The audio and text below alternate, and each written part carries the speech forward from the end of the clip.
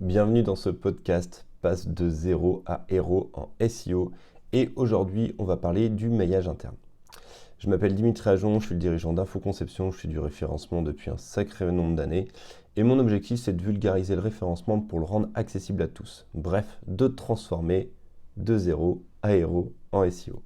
On va aller direct dans le vif du sujet. Aujourd'hui je voulais parler des liens internes. Les liens internes sur une page, sur un site internet, c'est fondamental. Ça aide Google à circuler entre les pages de ton site et ça fait en sorte que ton site sera indexé ou non, c'est-à-dire qu'il se ressortira sur Google, tout simplement. Donc les liens internes, c'est le fait de faire un lien entre une page vers une autre. Tu as des liens internes classiques que tu retrouves dans ton menu. Tout ce que tu as en haut dans ton pied de page, c'est des liens de navigation très simples.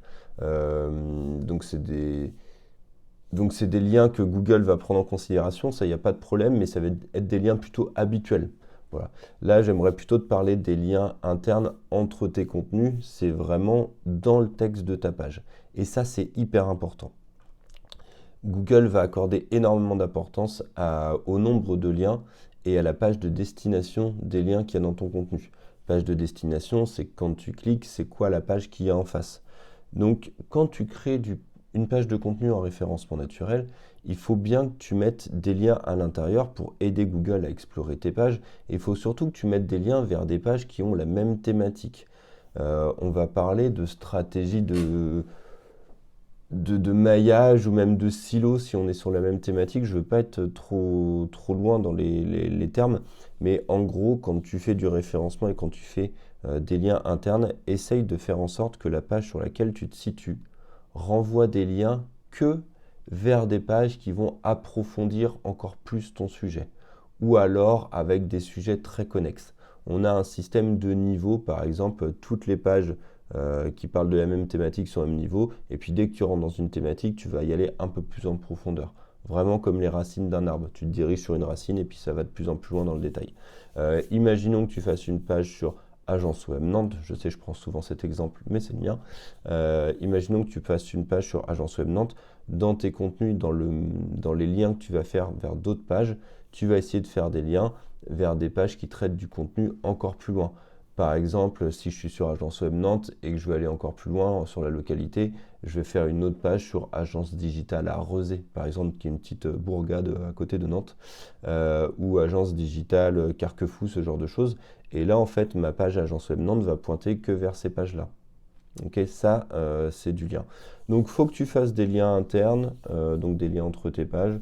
Je te conseille d'en faire, allez, 2-3 liens tous les 400-500 mots en interne.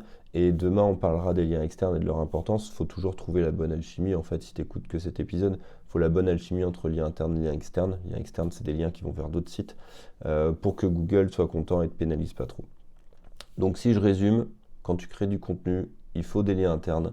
Tes liens internes, ça pointe d'une page A à une page B de ton propre site internet. Plus tu vas dans un sujet, plus tes liens internes, ils doivent aller dans des approfondissements de ce sujet-là, voilà, sur des pages encore plus spécifiques. Qu'est-ce que je t'ai pas dit d'autre? Il faut bien sûr que tes liens ils soient situés sur des mots qui soient cohérents. On évite les liens sur lire plus, en savoir plus, cliquer ici. Tu mets vraiment ce qu'on va trouver sur la page de destination dans ton lien. Par exemple, si vous voulez en savoir plus sur notre stratégie digitale à Nantes, je ne sais pas, et ben le lien il va être sur stratégie digitale à Nantes et la page de destination va bien parler de stratégie digitale à Nantes. Ça, c'est important. Voilà, qu'est-ce que je peux te dire d'autre? Je pense qu'on n'est pas trop mal. Si j'ai oublié d'autres choses, j'en referai un épisode de podcast. Mais en tout cas, pour aujourd'hui, sache que les liens internes sont hyper importants et qu'il faut vraiment en faire et construire intelligemment ton maillage, donc ton système de liens de toile d'araignée sur ton site pour faire en sorte que toutes les pages de la même thématique se renvoient des liens entre elles et évite d'aller sur d'autres pages.